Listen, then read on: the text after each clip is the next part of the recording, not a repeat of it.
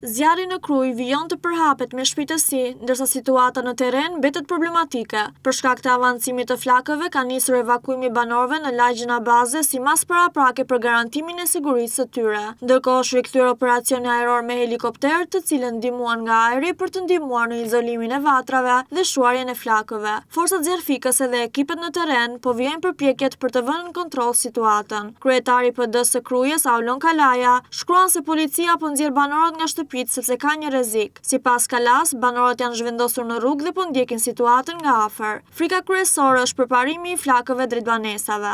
Në lagjen Abaze, ku janë reaktivizuar disa vatra zjarri, në këto momente është shfaqur helikopteri pas 3-4 orësh ndërprerjes, siç e shikojmë, ka mbushur me ujë dhe do hedh ujë në nga flakët e zjarrit. Hodhi ujin dhe largohet drejt rezervarit të Barukit, por me vazhdu mbushjen me ujë. Kanë qenë vetë banorët para 10 minutash që kanë hyrë sipër dhe janë munduar që të shuajnë flakët e zjarrit.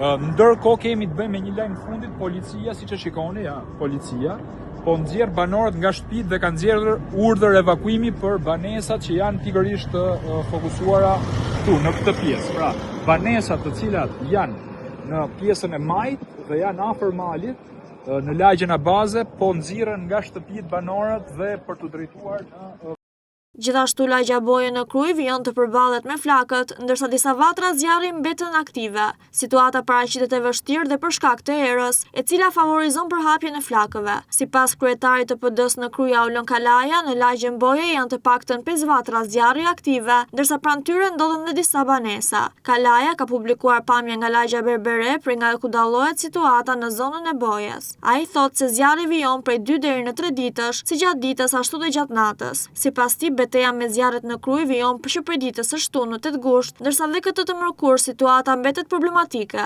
Kalaja thotë se vatrat aktive ka dhe në zonën e Krastës, pranë lagjes Boj.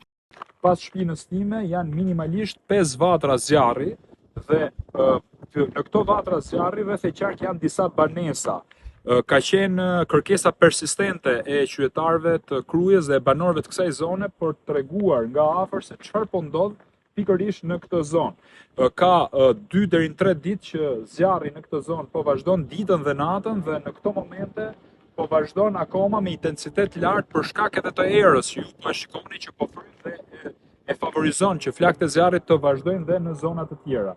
Pra këtu kemi një pamje më të qartë se çfarë po ndodh në qytetin e Krujës. Beteja me zjarret nuk ka përfunduar në Krujë që nga dita e shtunë e 8 gushtit që ka qenë e shtuna e zezë, sot jemi ditën e mërkurë, po vazhdon beteja e zjarreve. Kemi flak dhe në Abaze të cilat janë të figura, ndërkohë që në Boje kemi zjarre aktive. Po ashtu edhe në Krast, pra Krasta është ngjitur me lagjen Boje, por lagja Boje është një lagje e banuar nga qytetarët. Ndërkohë forcat në terren po vijojnë përpjekjet për izolimin e flakëve, ndërsa frika për përhapjen e flakëve shtohet pasi helikopterët e kanë të pamundur të vijojnë me shuarjen e zjarreve gjatë natës për shkak të errësirës.